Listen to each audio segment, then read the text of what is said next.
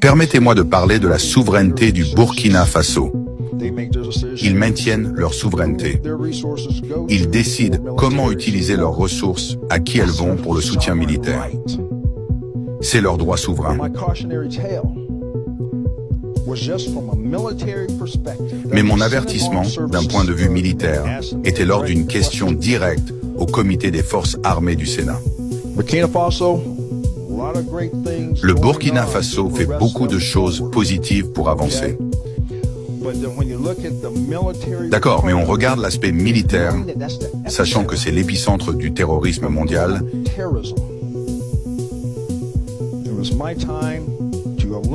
C'était le moment de souligner que c'est probablement leur point faible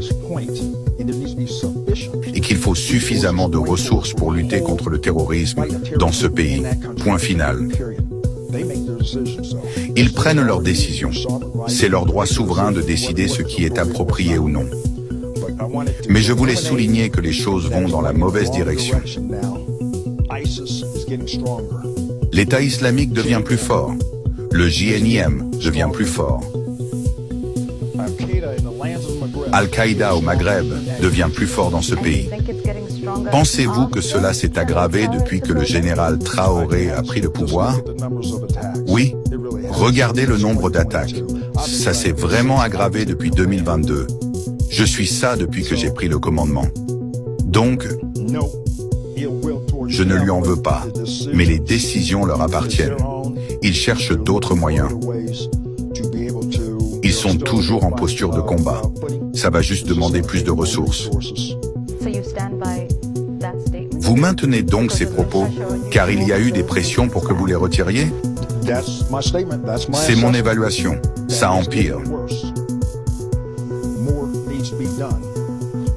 Il faut faire plus. Pas seulement localement, mais pour tout le pays.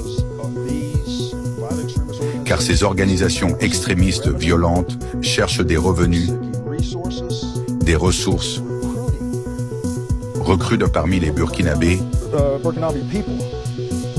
et cherchent refuge dans leur pays. Cela menace leur souveraineté. Et cela menace-t-il les intérêts américains? Répétez, Yvonne. Est-ce que cela menace les intérêts des États-Unis? Oui. Merci de poser la question. Surtout l'État islamique. L'État islamique en Afrique de l'Est est inextricablement lié à l'État islamique en Afrique de l'Ouest et au Sahel. Il y aura probablement un mouvement pour qu'ils cherchent refuge dans la région.